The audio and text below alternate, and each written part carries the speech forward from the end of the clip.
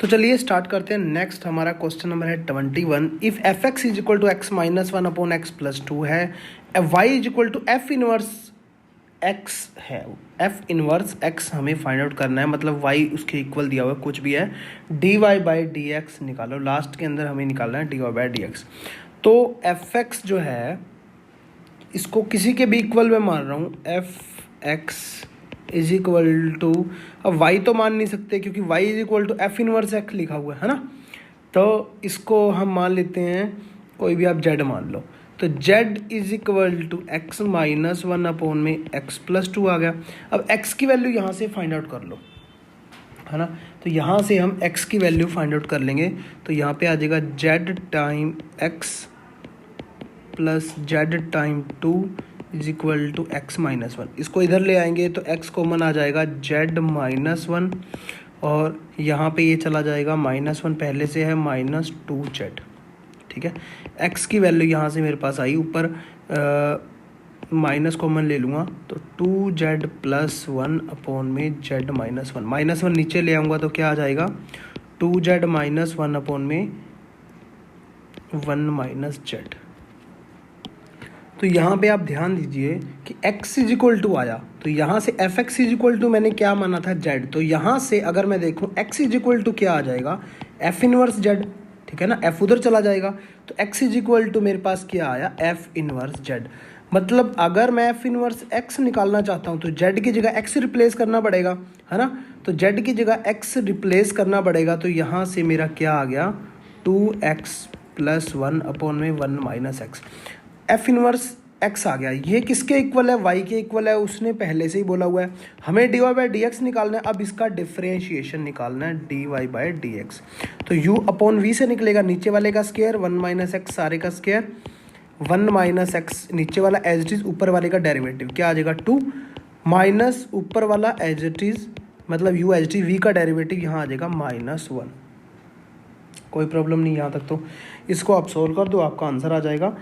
तो करके देखो, टू माइनस टू एक्स और यहाँ पे minus minus plus two X आ गया, और माइनस माइनस प्लस का वन आ जाएगा, ये कट जाएगा, प्लस का थ्री आ जाएगा, और नीचे आ जाएगा वन माइनस एक्स सारे का स्क्वायर। ठीक है, तो क्या आ गया, three upon one minus x सारे का स्क्वायर मेरा आंसर आ गया। ऑप्शन नंबर अगर मैं बात करूँ तो सी करेक्ट है।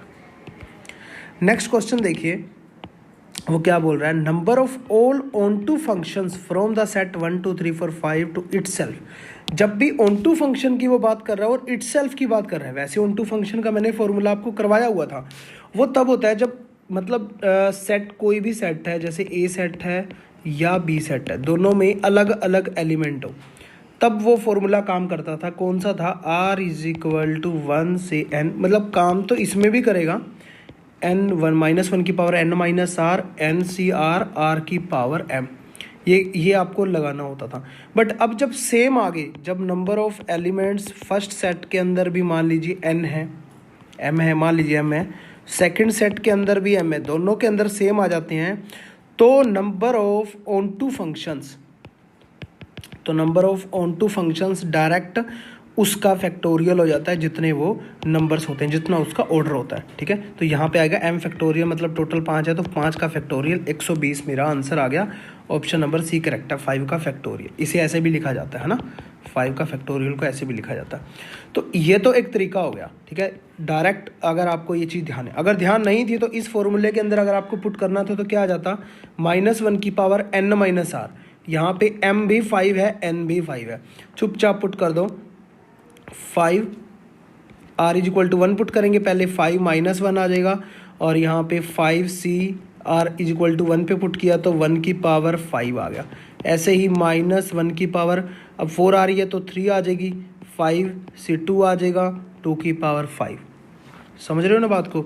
ऐसे ही आप 5 से 3, 3 की पावर 5, एक पॉजिटिव एक नेगेटिव चलता रहेगा, 4 की पावर 5, 5 से 5, 5 की पावर 5। इसको आप सोल्व करोगे तो आपके पास आ जाएगा 5 माइनस 10 इंटू 2 की पावर 5 प्लस 10 इंटू 3 की पावर 5 माइनस 5 इंटू 4 की पावर 5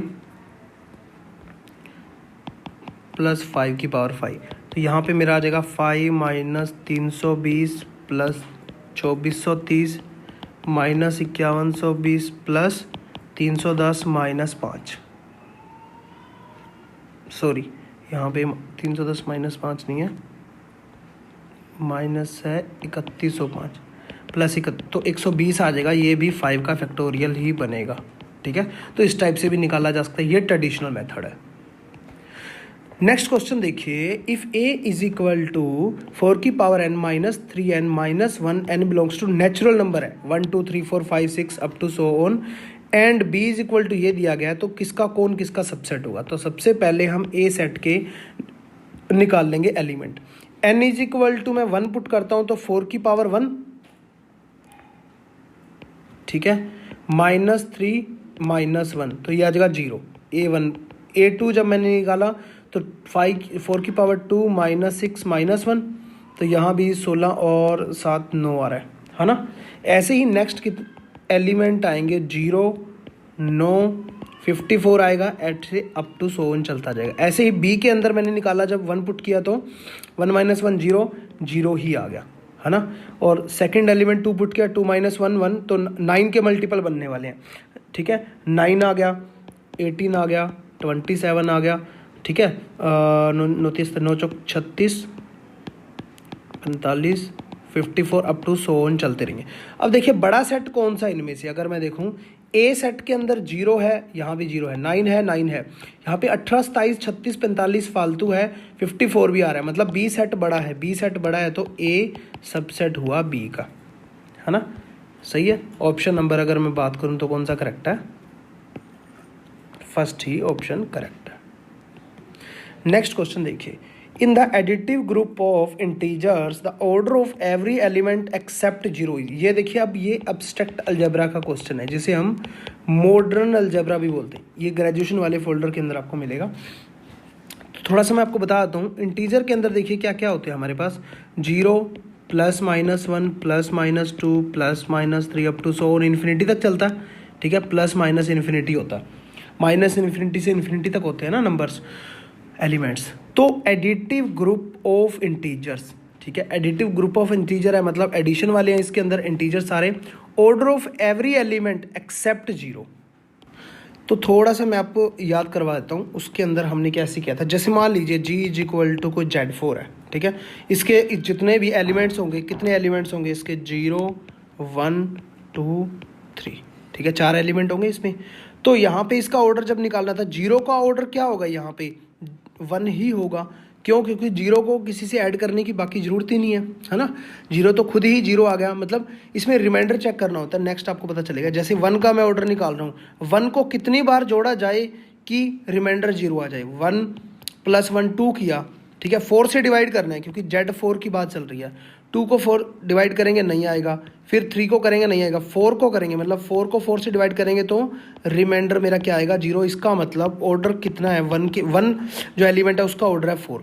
ऐसे ही जो 2 एलिमेंट है उसके अंदर, सेट के अंदर, उसका ऑर्डर देखिए, 2 को कितनी बार जोड़ें, 2 बार जोड़ने पे रिमाइंडर मेरा क्या आ रहा है, 0 आ रहा है। इसका मतलब इसका ऑर्डर कितना है, 2 है, 2 बार जोड़ने पे। ऐसे ही 3 को कितनी बार जोड़ें, 3 3 दूनी 6, 4 का मल्टीपल बने, 3 3 9, 3 चौको 12, 4 का मल्टीपल बन गया, तो मतलब 4 है। टोटल ऑर्डर ऑफ 3 कितना है, 4 है, ठीक है। तो समझ में आई बात। ऐसे ही किया जाता है इसके अंदर।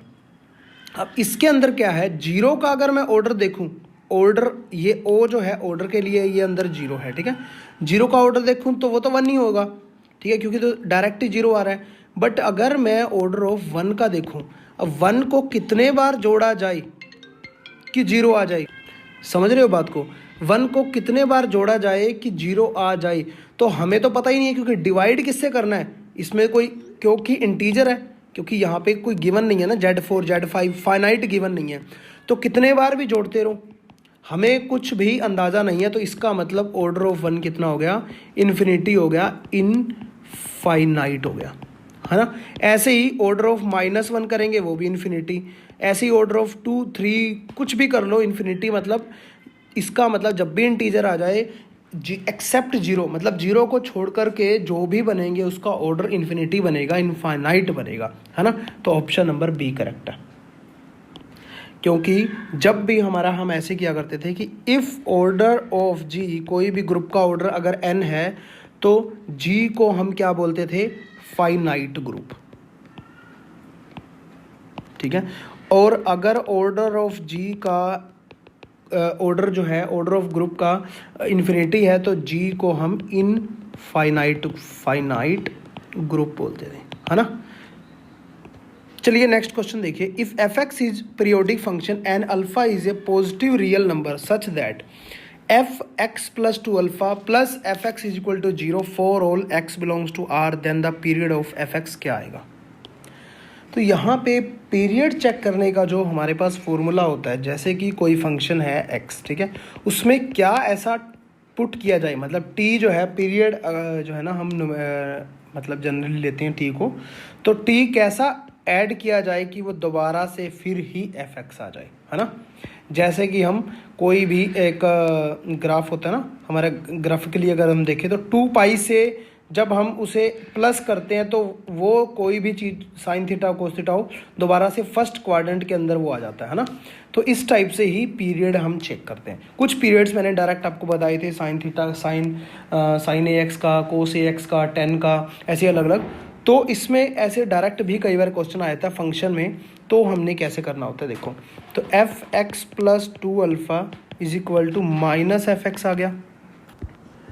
तो यहाँ पे एक चीज़ नोटिस करने की है, x यहाँ पे है x प्लस टू अल्फ़ा, तो यहाँ पे अगर मैं अल्फ़ा ऐड करता हूँ, यहाँ पे x की जगह मैं x प्लस अल्फ़ा ऐड करता हूँ, यहाँ पे अब हमने वो चीज़ सोचनी है कि क्या हम ऐड करें। x की जगह x प्लस अल्फ़ा ऐड करता हूँ तो यहाँ पे देखिए क्या आ रहा है, f x plus alpha plus two alpha भी है, ठीक है। और यहाँ पे मेरे पास क्या आ जाएगा,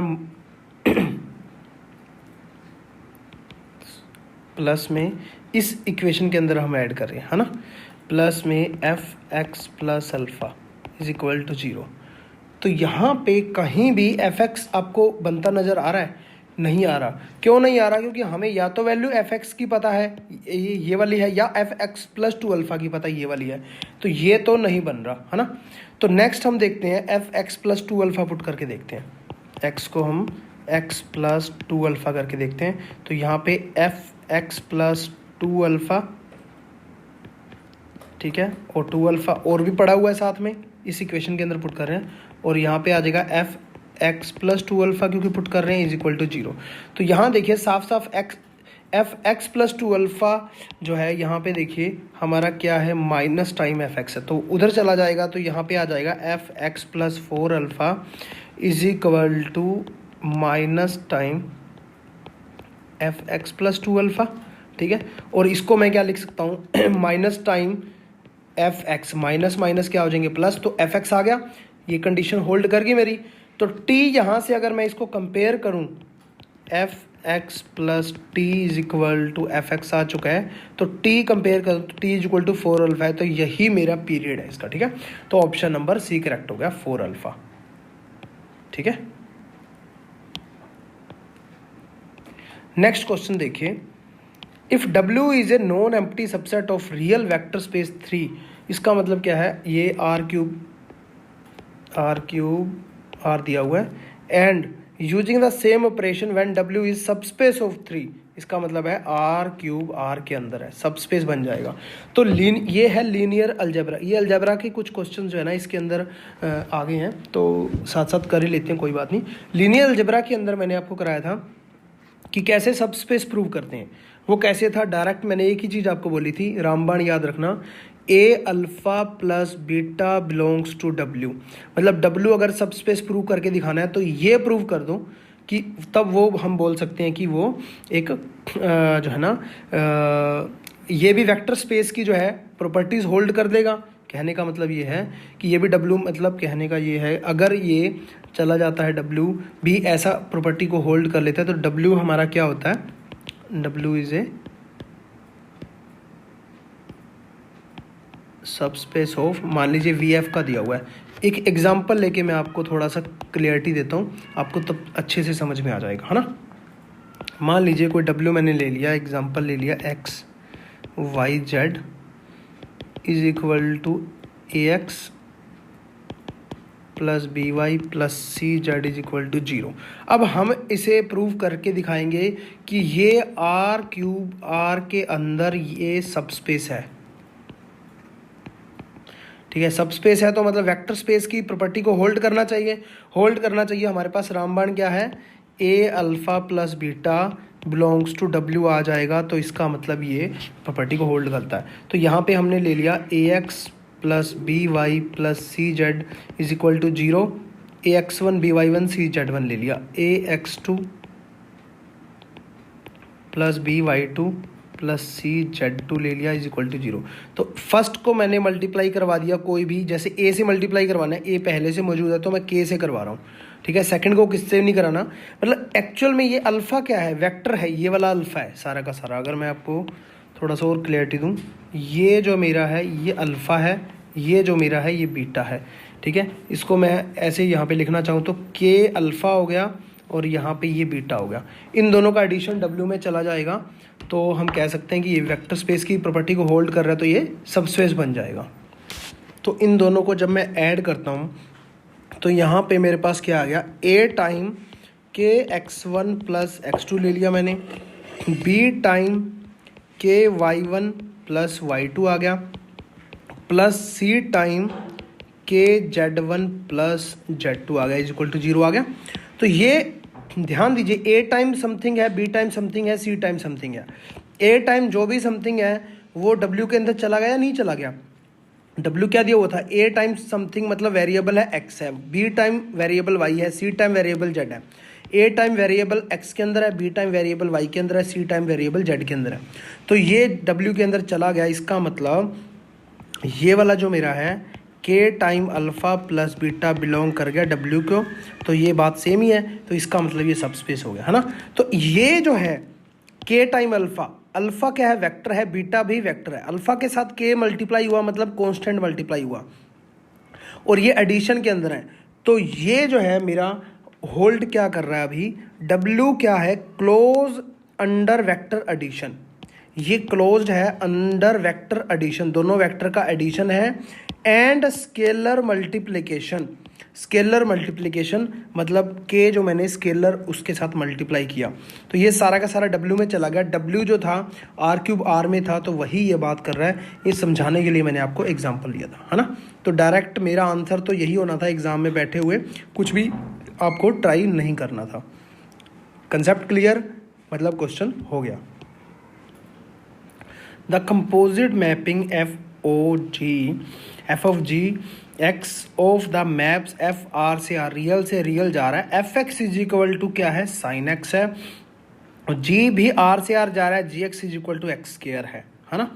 तो हमें क्या निकालना है वो देखिए, तो हमें निकालना है एफ ऑफ जी हमें फाइंड आउट करना है। एफ ऑफ जी का मतलब F of G of X find out करना है, मतलब F of G of X हमें फाइंड आउट करना है। तो सबसे पहले जी एक्स है ना, तो जी एक्स अगर मैं देखूं तो मेरे पास क्या है, एक्स स्क्वायर है। अब जी एक्स के जो भी अंदर वैल्यू है वो एफ के अंदर जानी चाहिए, तो एफ एक्स की प्रॉपर्टी क्या है, पहले तो ये देख लो, एफ एक्स दिया हुआ है साइन एक्स, तो यहाँ पे आ जाएगा साइन एक्स के अंदर जो भी होगा वो पुट करना होगा। जी एक्स है क्या, एक्स स्क्वायर है, तो एक्स स्क्वायर पुट कर दो। यहीं पे बस था खेल सारा।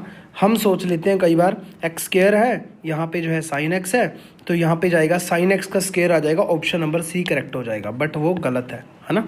तो ऑप्शन नंबर हमारा बी करेक्ट है।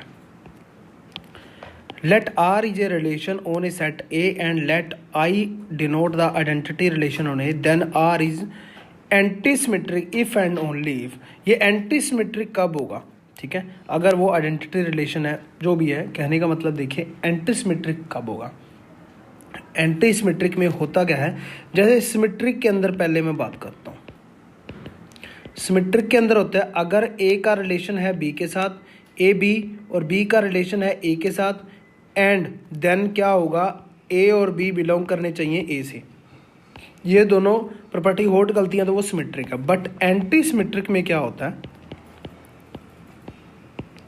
एंटीसिमेट्रिक के अंदर ए का रिलेशन है बी के साथ, बी का रिलेशन भी ए के साथ है जो कि मौजूद है, और ए भी बिलोंग कर रहे हैं ए से, और A is equal to B भी होना चाहिए, A is equal to B भी होना चाहिए। मतलब there are no pair of distinct element A and B, ठीक है, there are no pair of distinct element of A and B. A and B का कोई भी ऐसा पेयर नहीं है कि डिस्टिंक्ट एलिमेंट हो, ऐसा नहीं है। और anti symmetric if and only if की बात चल रही है तो सिंपल है, ऑप्शन नंबर फर्स्ट के अंदर देखिए R is equal to R का इनवर्स, कि आर के अंदर जो भी सेट के अंदर एलिमेंट्स होंगे और उसके इनवर्स के अंदर भी वैसे ही एलिमेंट मौजूद होंगे, क्योंकि ए आर बी है और बी आर ए है, दोनों ही उस सेट के अंदर होने चाहिए, plus A equal to B भी होना चाहिए। तो direct option number first correct हो जाएगा, बाकी के इनकरेक्ट हो जाएंगे। If the function F real से रियल जा रहा है, it defined by F X is equal to X square plus X. तो यहाँ देखिए एक्स स्क्र प्लस एक्स है, तो इसको अगर मैं कॉमन लूँ, ठीक है, F X is equal to X आ जाएगा एक्स प्लस वन, ठीक है, इसको जीरो रखता हूँ तो एक्स की जीरो, एक तो वैल्यू आई जीरो, एक आई वैल्यू -1। तो हमारे को पता है एक्स स्क्र का जो ग्राफ है इस टाइप से यहाँ से ऐसे बनता है, तो अब जो है -1 से बन रहा है और जीरो पे जा रहा है, तो इस टाइप से कुछ ना कुछ ग्राफ बनने वाला है ना, जीरो से होता हुआ गुजर रहा है इस टाइप से। अब एक्स के पैरेलल कोई लाइन लेता हूँ तो वो अगर उस ग्राफ को एक पॉइंट पे काटती है तो वो 1 1 होगा, अदरवाइज क्या होगा 1 1 नहीं मैनी 1 होगा। तो ये तो 2 पॉइंट पे काट गई, एक पॉइंट ये वाला एक पॉइंट ये वाला, इसका मतलब ये क्या हो गया, एफ एक्स क्या हो गया मैनी 1 1 नहीं हुआ, इज नॉट 1 1 नहीं है, ये क्या है मैनी 1 है, मैनी 1 है, तो यहाँ पे 1 1 है, ये तो कंडीशन वैसे कट होगी, बोथ 1 1 ये भी कंडीशन कट होगी, सिर्फ ये बची नोट 1 1 वाली और लास्ट वाली नाइदर 1 1 वाली। अब ऑन टू की हम बात करते हैं। ऑन टू आपको पता है जैसे कि ये डोमेन होता है हमारा, और इसके अंदर जैसे मान लीजिए 1 2 3 4 5 6 ऐसे है, तो मान लीजिए ये मेरी रेंज है, ठीक है, और ये टोटल अगर मैं देखूं तो हम इसे बोलते हैं को डोमेन, है ना। अगर मेरा को डोमेन रेंज के इक्वल आ जाता है, मतलब टोटल ही सारा कवर कर लेता है, तो सिंपल सी बात है उसकी कवर कब करेगा, जब वो उसकी इमेज एग्जिस्ट करती होगी, प्री इमेज एग्जिस्ट करती होगी, तभी तो वो आएगा ना, तभी तो वो रेंज बनेगी। इसका मतलब सिंपल एक प्रॉपर्टी हमारी बनती है, अगर हमारी रेंज इज इक्वल टू को डोमेन आ जाए, रेंज इज इक्वल टू को डोमेन आ जाए, तो मैं क्या कहता हूँ वो फंक्शन मेरा ऑन टू फंक्शन होता है। तो मेरा फंक्शन क्या होता है, ऑन टू फंक्शन होता है। इसका मतलब क्या हुआ, ये भी एक तरीका चेक करने का। तो यहाँ पे सिंपल देखिए एक्स स्क्र प्लस एक्स है, 0 पुट करेंगे 0 आ जाएगा, 1 पुट करेंगे तो 1 + 1 2 आ जाएगा, -1 पुट करेंगे तो फिर 0 आ जाएगा, ऐसे 2 पुट करोगे 3 पुट करोगे, मतलब रेंज जो आ रही है ना वो सबसेट आ रही है, को डोमेन की इक्वल नहीं आ रही। मतलब 3 पुट करेंगे तो 3 3 9 और 3 12 हो जाएगा, मतलब पूरा कवर नहीं कर रही रियल को, पूरा रियल को कवर नहीं कर रही। जो रेंज बन रही है ना मेरी, वो सबसेट आ रही है को डोमेन की, क्योंकि को डोमेन मेरा पूरा रियल को कवर कर रहा है, ठीक है। तो यहाँ पे ये चीज़ दिक्कत है, तो इक्वल नहीं है तो क्या होगा मेरा नॉट ऑन टू है, इसका मतलब ये क्या है इनटू है, ठीक है। तो ऑप्शन नंबर डी करेक्ट हो गया। नेक्स्ट क्वेश्चन देखिए, the domain of the function इतना। अब इसके अंदर डोमेन मैंने आपको क्या दिखा, ऊपर की डोमेन अलग, नीचे की डोमेन अलग। ऊपर की डोमेन देखें तो लॉग के अंदर जो भी होता है वो हमेशा >0 होता है, कभी भी 0 नहीं हो सकता, नेगेटिव में नहीं हो सकता। और नीचे कभी भी नॉट इज इक्वल टू 0 होगा, कोई भी मान लीजिए x है या कुछ भी है, हमेशा नॉट इज इक्वल टू 0 होगा, कभी भी 0 नहीं हो सकता, है ना। तो सिंपल बात है, ऊपर x + 3 है वो हमेशा 0 से बड़ा होगा, तो x हमेशा -3 से बड़ा होगा, मतलब -3 से इन्फिनिटी के बीच में चला गया। और नीचे नॉट इज इक्वल टू 0 है तो x² + 3x + 2 कभी 0 नहीं हो सकता, मतलब 0 से बड़ा होगा, 0 से छोटा भी हो सकता है, उससे तो कोई प्रॉब्लम नहीं, 0 नहीं होना चाहिए। तो यहाँ पे 2 वैल्यू जो निकलेंगी, मैं पहले 0 = 0 लेके वैल्यू निकाल लेता हूँ, ठीक है। यहाँ से x की वैल्यू जो आने वाली है -1 और -2 आने वाली है। इसका मतलब x जो है -1 और -2 नहीं होना चाहिए। तो जो हमारा आया -3 से -∞ से कौन सा माइनस कर देंगे, दो ये वाले रूट माइनस कर देंगे, -1 और -2, तो हमारा वो जो है इसका डोमेन बन जाएगा। ठीक है, तो उम्मीद है कि आपको मिशन D++ एप्लीकेशन के अंदर सारा अच्छे से सब कुछ मिल रहा होगा। कोई प्रॉब्लम है तो इस नंबर पे आप कॉल कर सकते हो 7056243289 पे, और एप्लीकेशन को प्लीज़ थोड़ा सा सपोर्ट कीजिए। ठीक है, आपके लिए ही है, TGT मैथ के लिए। ठीक है, और रेटिंग दीजिए इसकी 5 स्टार, वहाँ पे कुछ अपने रिव्यू लिखिए। ठीक है, आपको कैसा लग रहा है, आपको कितना अच्छा कंटेंट मिल रहा है प्ले स्टोर पे जाकर के, और जो है ना इससे मोटिवेशन मिलता है और भी अच्छा आपके लिए कंटेंट जो है ना बनाने की, और भी जो है ना कोशिश तो देखिए डेली की डेली जारी ही रहती है कि आपके लिए ऐसा कुछ कंटेंट बनाया जाए, क्योंकि जो एग्जामिनर के पास क्वेश्चन बैंक है ना, वो सारा क्वेश्चन बैंक करवाने की मेरे को आपको जो है ना वो लगा हुआ मेरे अंदर से कि वो सारा आपको करवा दूं, तो एग्ज़ाम कोई भी आए पूरे ऑल ओवर इंडिया लेवल पे कहीं से भी सेट हो, उसी से ही वो क्वेश्चन उठाने वाला है। एग्जामिनर के पास भी एक क्वेश्चन बैंक होता है ऑल ओवर इंडिया का, वहीं से वो क्वेश्चन उठा के आपको जो है ना एग्ज़ाम के अंदर देता है। तो उम्मीद है कि आपको सब अच्छा लग रहा होगा। नेक्स्ट और भी अच्छे अच्छे क्वेश्चन आते रहेंगे, टेस्ट सीरीज आती रहेगी। तो अगर ये वीडियो पब्लिकली की यूट्यूब के ऊपर, तो एप्लीकेशन जरूर डाउनलोड कर लेना मिशन D++ भी। Thank you.